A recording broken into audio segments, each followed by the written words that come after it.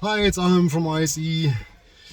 So, yeah, it's a little bit of a follow-up for the U-boat, and unfortunately, I can't show you exactly where we are because we are in a storage place of the German Museum in München, and yeah, we got a special permission to check out the original U-boat and take measurements and pictures and everything, but we were not allowed to film in there. And it was a blast. It was super interesting to go through this storage space. It's way bigger than the museum itself, and we were able to really check out the original U-boat.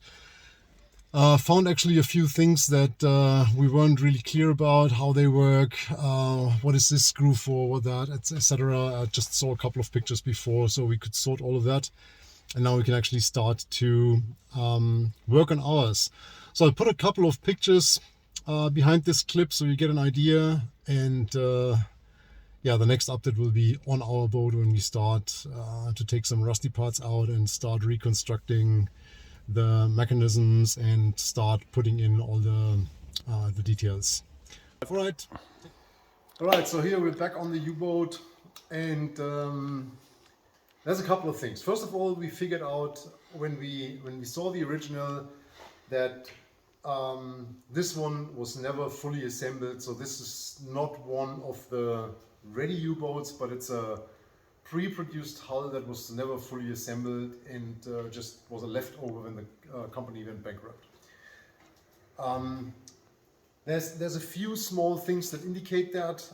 For example, the dashboard was never mounted, and as you can see on the U-boat in the museum, there, for example, is these holes where the oxygen and compressed air tanks go in, and they have not yet been installed. So this is definitely one of the leftover U-boats, which is kind of great because it means the hull was never under pressure. It's like a new hull, which after that many years probably doesn't really matter. On the other hand, it doesn't have that much history. I mean, if it would have been one of the few boats that were assembled, like the one that was on the first exhibit or that did the first dive, that would obviously have been cooler. But the one in the museum is also one that has never been in the water. It was fully assembled by the factory, but it was also left over, it was not sold, and it was later donated to the museum. So what I want to do is, we had a couple of holes and features where we were like, how did that work? And I want to show you on the boat what it is for, and then you will see in the small pictures in the screen how it looked on the original. And the reason we did not start yet to do anything on the boat is because we wanted to wait for that chance to visit the original one and really start to understand how it was assembled, what belongs where, and to see all the details and then start working with this knowledge basically. So we know that here is the dome that we knew before, so now we also know how the dome was attached to the rim and how the rim was then sealed on that surface. And these two holes here, and that's actually pretty funny because I thought these are somehow connected to the mechanism that locks the hatch, but that's not the case. Here we have two valves, and these valves are actually used for, the left one is actually connected to the trim tank. So when you fill water in the trim tank, so when you flood the trim tank, the air that needs to escape from the trim tank actually goes out here. So there's a connection from the trim tank, which is back here. And then there's a connection and that goes all the way here. So when you sit in here, you open the valve and let the air out. And when there's no more air coming, but there's kind of water coming, then you know that the trim tank's empty. And the same goes actually when you fill it again. So the reverse option is the same. So the other one is when you have to, when you have a problem and you need to leave the U-boat, you obviously need to flood the U-boat because otherwise you cannot open the hatch against the water pressure.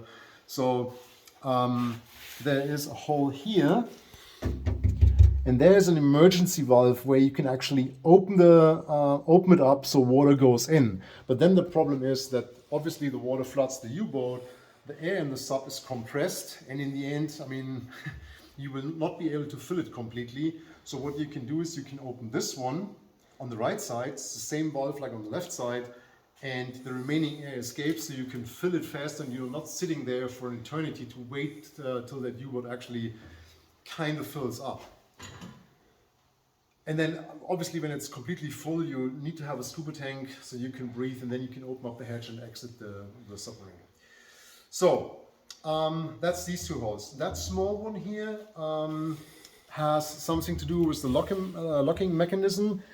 And so on the submarine there is a handle and knob that actually goes into like a counterpart here, and then you seal it, and that is attached to that hole.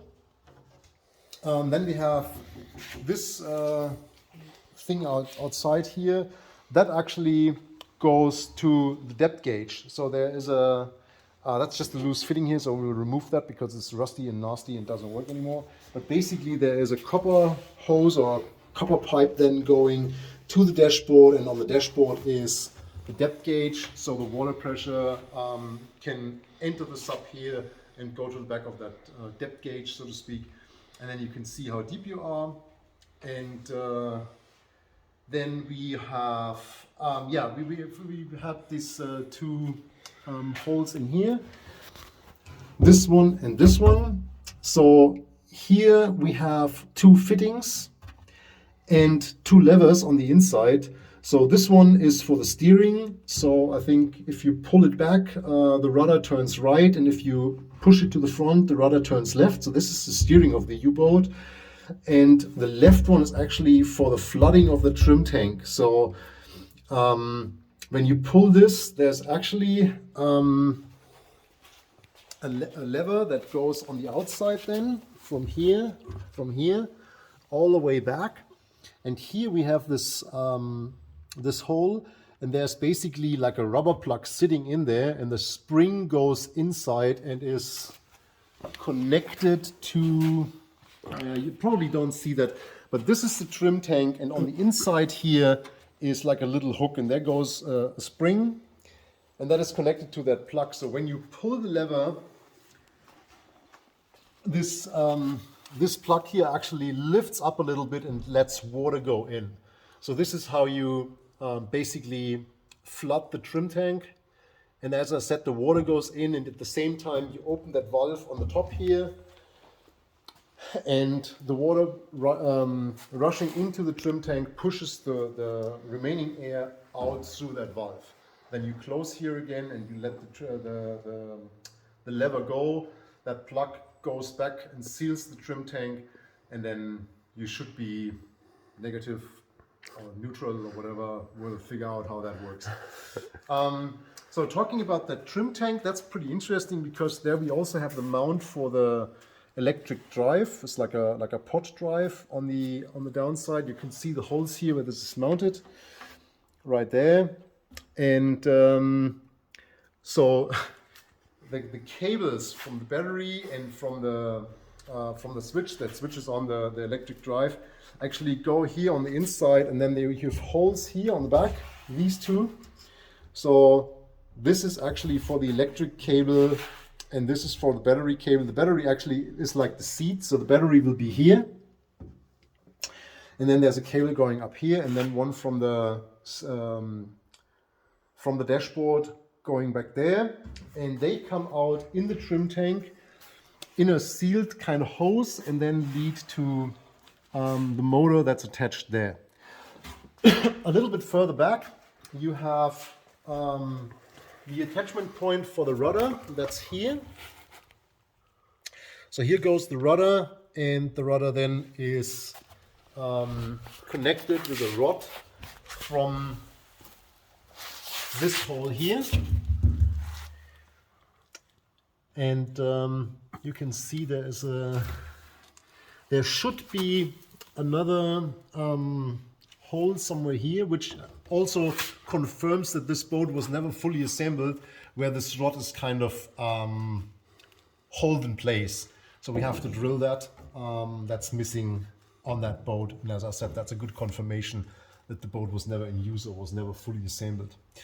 What we're missing, unfortunately, is the cap that seals off the trim tank. So obviously you need to access that to go to that spring and install the cables and all of this. And then you need to close it. So on the museum U-boat, this plug is there. So either we get a chance to copy that by making a silicone mold or anything like that, or we really can measure these threads here and then make one on the lathe. So this will be the only real part, except for the hatch, that we need to manufacture. And then, yeah, that shouldn't be a big issue. So here we have these other two installments. On the museum U-boat, that was also not 100% clear for what that was. On the museum U-boat, this is also not drilled through.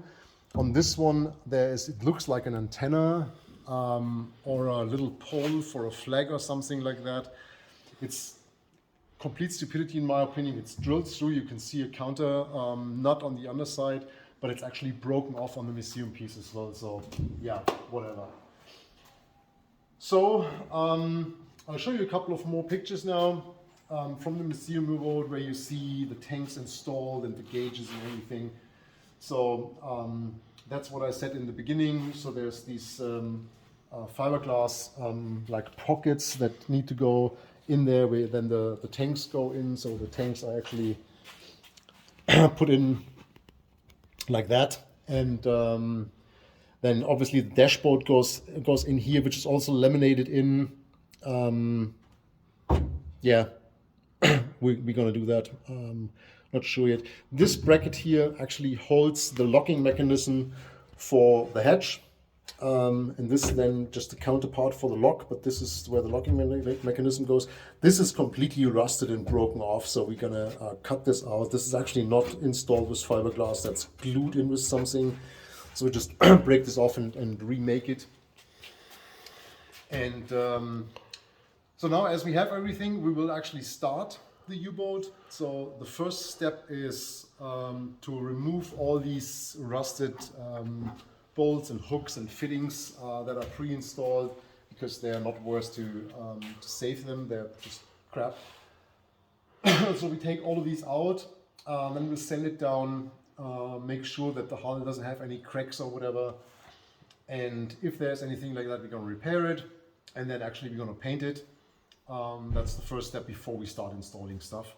And at the same time, we will start making the form or the mold for the acrylic hatch. And so I think in the next video, you will either see us manufacturing the hatch, or so blow this acrylic bubble, or you will see us painting the boat, or you will see the painted boat. I guess it's not that exciting to see us paint it. So we will make it yellow. You want to see the color? Found some beautiful yellow for the boat. I'll show you that just quickly.